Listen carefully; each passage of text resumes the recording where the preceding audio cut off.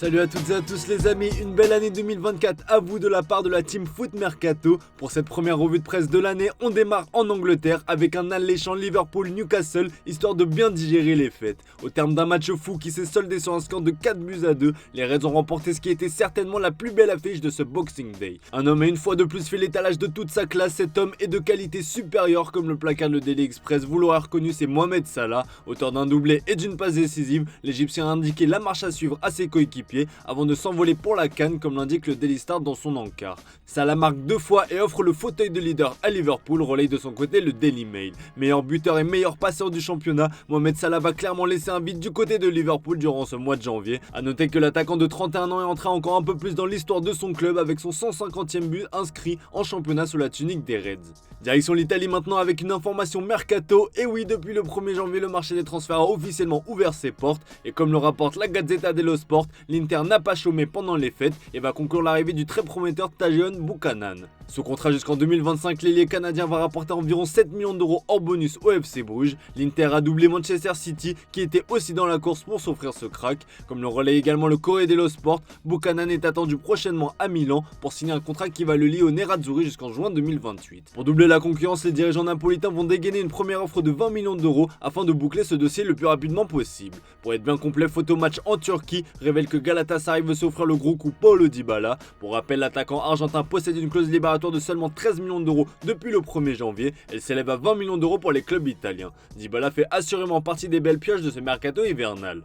On file en Espagne du côté de Madrid où il est question de guerre chez les gardiens. Alors que Thibaut Courtois se remet doucement de sa grave blessure, Kepa et Lunin se disputent la place de gardien numéro 1 du Real Madrid. Pour le premier match de l'année 2024, c'est bien le portier ukrainien qui va prendre place en raison d'un pépin physique qui empêche l'Espagnol de postuler. Pour le journal Marca, c'est à Lunin de tirer profit de cette occasion. Annoncé comme un crack à son arrivée à Madrid, le jeune portier de 24 ans va donc avoir l'occasion de prouver sa valeur. Ces dernières semaines, la presse espagnole évoquait la possibilité que le Real Madrid cherche un autre successeur à Courtois. À lui donc de jouer. En parlant de crack, il y en a un autre qui va enfin faire ses grands débuts. On parle évidemment d'Arda Güler. Le moment de Güler s'enflamme le Mundo Deportivo. On rappelle que ses débuts ont été retardés par 2 fois. Enfin débarrassé de ses soucis physiques, le crack de 18 ans devrait disputer ses premières minutes face à Mallorca demain. Clairement, Arda Güler est attendu de pied ferme par toute l'Espagne. Une nouvelle année avec Güler, écrit le journal Marca. Cette fois-ci, c'est la bonne, se réjouit As dans ses pages intérieures. Pour rappel, le crack turc a été recruté contre 20 millions d'euros à Fenerbahçe cet été. On ouvre notre page PSG puisque le club parisien sera l'un des grands acteurs de ce mercato hivernal. En attendant l'arrivée de renforts supplémentaires au milieu de terrain, la formation parisienne va blinder son joyau Warren Zaïre-Emery. Dans ses pages intérieures, le journal L'Équipe revient sur sa folle année 2023 et les objectifs à venir.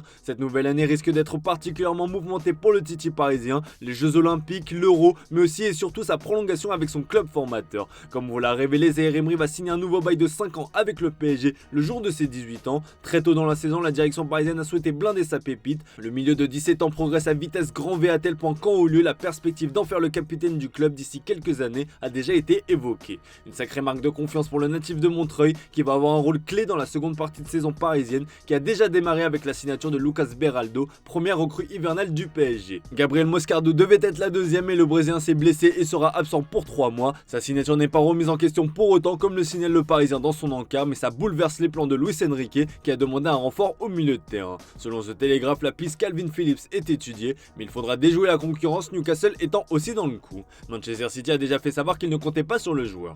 Allez, on termine avec le feuilleton Mbappé saison 2 épisode 1 s'amuse le Parisien dans ses pages intérieures. Officiellement libre de discuter avec n'importe quel club depuis le 1er janvier, Kylian Mbappé va se retrouver au cœur de l'actualité ces prochaines semaines. Alors que le Real Madrid lui a posé un ultimatum, le PSG continue d'avancer pion dans l'espoir de le voir prolonger, mais d'après le quotidien régional, il ne faut pas oublier Liverpool dans cette histoire. Le candidat le plus crédible et dangereux pour le PSG semble davantage épouser le profil de Liverpool, écrit noir sur blanc le journal. Le média pro-madrilène AS reprend aussi cette information dans son journal. Comme vous le savez, Jürgen Klopp a toujours fait savoir qu'il serait l'entraîneur le plus heureux du monde en cas de signature du français. Chez les Reds, on voit en Kylian Mbappé le successeur idéal de Mohamed Salah, annoncé en Arabie Saoudite. On rappelle que la mère de Liverpool est une grande fan des Reds. The Athletic explique d'ailleurs que sa relation avec Florentino Pérez, le président du Real Madrid, n'est pas au beau fixe. Elle a été très agacée par ce dernier lors des négociations par le passé. Elle accuse même d'avoir divulgué des informations sur le dossier à la presse ibérique afin de mettre la pression sur son fils. Bref, l'avenir de Kylian Mbappé est clairement le gros sujet de ce début d'année 2024.